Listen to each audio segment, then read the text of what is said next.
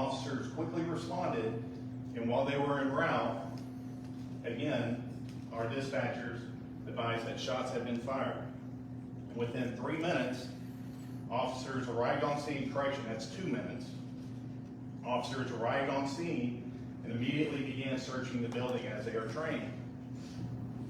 Upon entering the building, they quickly located and exchanged gunfire with a suspect who was armed with a handgun. The suspect was wounded during the exchange of fire. Officers immediately provided first aid on scene, and the suspect was transported to a nearby hospital where he was pronounced deceased. Our Duncanville Mobile Intensive Care Unit provided transport to Central Methodist. On today, a summer camp was taking place at the Fieldhouse, which has a daily average of around 250 campers, ages ranging from 4 to 14. No child, no staff member, nor any officers were injured during this incident.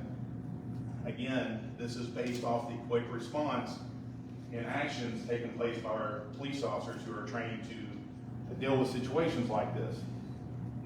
Upon arrival, my arrival, Duncanville ISD and Cedar Hill Police Department, along with the Soto Police Department, assisted with the reunification and movement of all of the children inside the location. Duncanville ISD provided buses. We were able to place all the children on the buses and move them to the reunification location. Again, no children were injured. What we know is the suspect entered through the main lobby doors with a handgun. It appears that a staff member and he exchanged, whether it's discussions, a talk, but that was the initial gunfire, the initial shot that the people inside the location heard. Upon hearing that gunshot, they did what they were trained to do, the counselors. They moved the kids to a safe area and began locking the doors. The suspect went to a classroom, was unable to get inside, and did fire one round inside the classroom where there were children inside. Fortunately, no one was injured. After doing that, the suspect moved into the gymnasium where other kids were in, but again, no shots were fired there. Officers arrived on scene, observed him in the gymnasium, confronted him. The suspect and the officers then exchanged fire to where he was put down on the ground. Again, officers immediately began doing first aid until the medics arrived on scene and took over.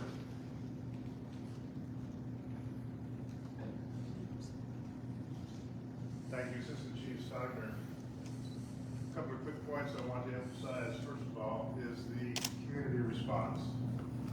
We want to thank the police departments of DeSoto, Cedar Hill, and the Dallas Sheriff's Office coming in to help with this. And what it does is it emphasizes that we are a community in Southern Dallas County. None of us cities here operate individually when something like this occurs.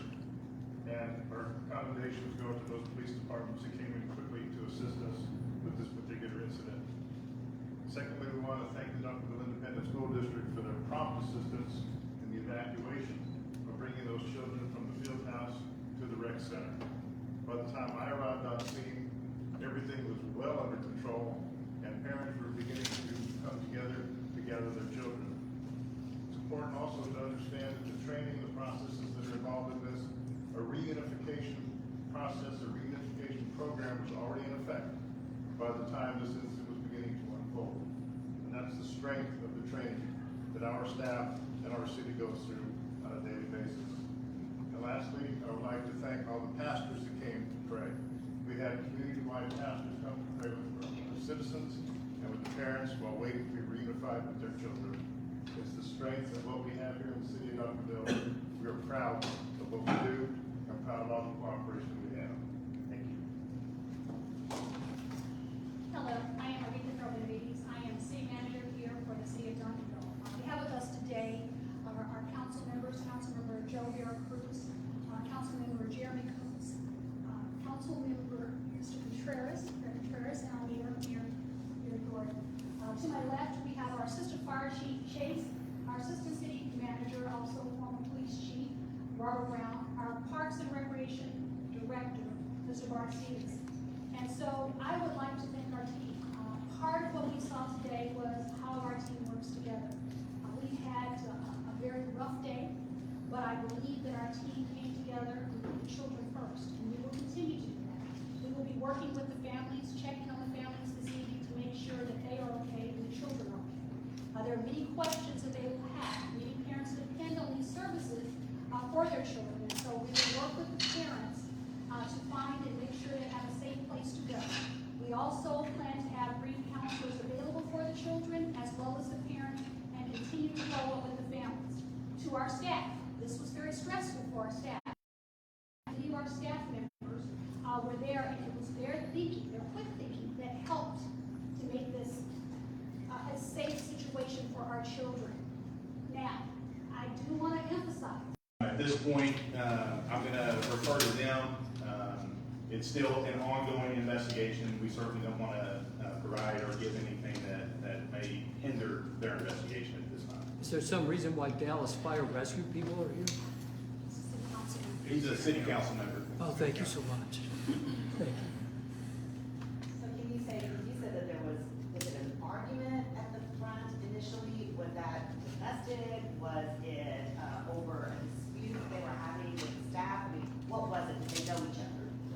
Again, I'm not sure about the details on that conversation. They're still trying to get witnesses. You got to understand there were over 250 witnesses there that we're trying to contact and get more information. So until we get that, I don't want to speculate and say what happened. Is your understanding that the person he encountered where the first shot happened, that person was not injured, and just a shot went off at the front involving another person? That's correct. There has been no reports of injuries other than the person. And you mentioned that when he got to the gym that he didn't fire he didn't fire his gun. Is that correct? Not at any of the children. Okay, but once he engaged with officers, he did shoot. There was an exchange of gunfire. That's correct. And this was in front of, I assume, campers and staff saw this happen? So from what we can tell, the kids were removed during the time that he was in the gym and we responded. So you did say that he, from the time he left the lobby, he went to a classroom and fired one shot into the classroom, That's correct. So he gets into the lobby, there's an exchange with an employee there or a counselor there. A shot was fired then. That's when that classroom down the hallway began their procedure of locking the door, preventing that person's entrance into the room. And that's when he shot from the outside to the inside. Like So on he the shot door? one time into one classroom. As far as we know, yes, that's correct. Like through the door, trying to shoot him through the door, or do you know where he was trying to shoot into? From the exterior in the lobby or the hallway there, it was from the outside in. So there's total just 2 shots fired by the suspect. I can't confirm that. Again, this is very preliminary information. Two before the exchange with officers. That's what we understand as of right now. But again, that could change pending more investigation into this. How many officers fired their weapons? I'm going to refer that to Texas DPS. They're doing that investigation. Can you guys tell us what this person before and past? Not to my knowledge, we have not had any encounters with this person. Did he have any relationship to anyone who was at the camp? Had he been there before? Did you know anyone who was working there or attending the camp? Because it sounds like he knew where he was going, possibly.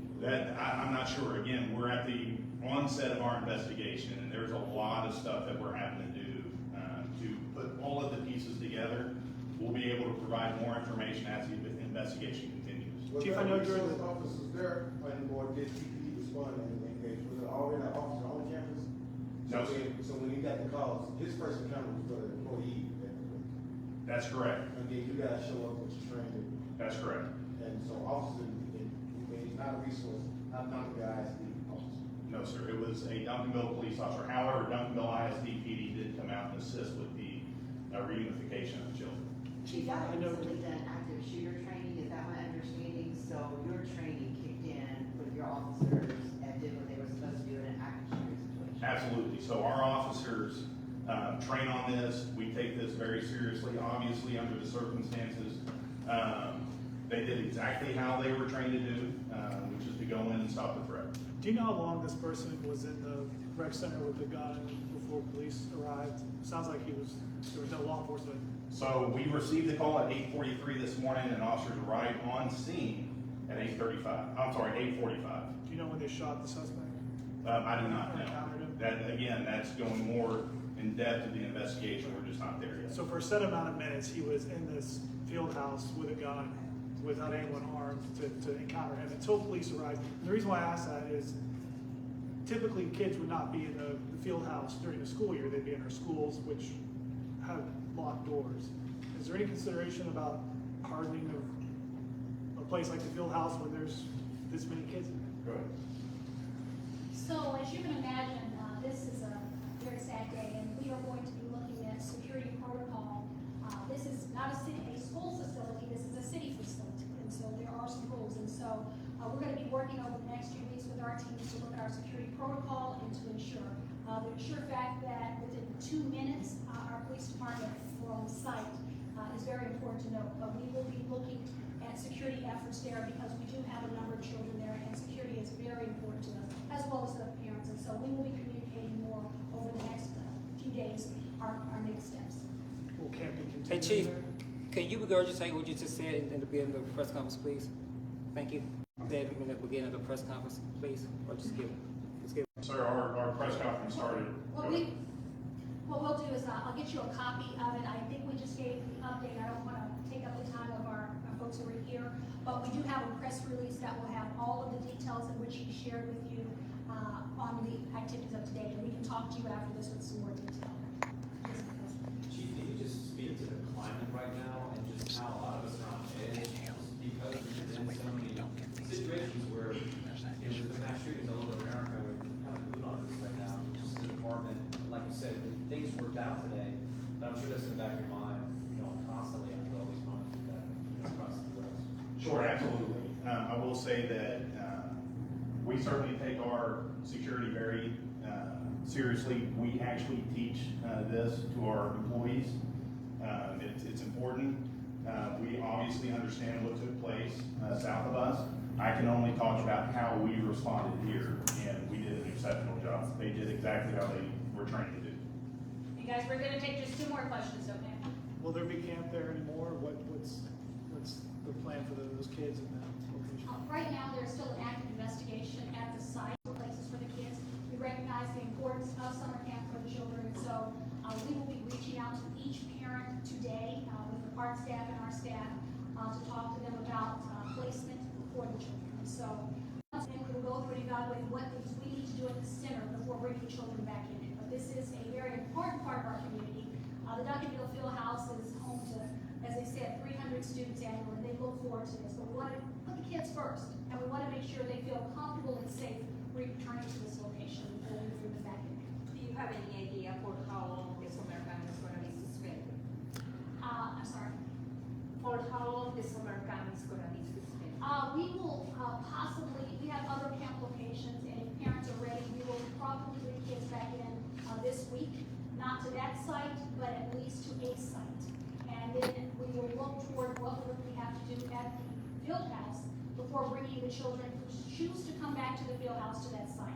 But we recognize the importance of being there. We're going to have counselors available for the children, and so we will be working with their parents on a place for them to go safe and also have the support they need next.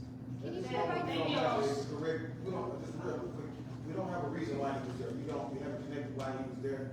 It's still an active investigation, and one of the things that we have to do is we don't want to assume anything, and because we are not investigating internally, we have to leave that information to them. And so more information will be released as soon as it's available and as soon as we're able to share that information. Can you provide an update in Spanish? Can you give us your name and title?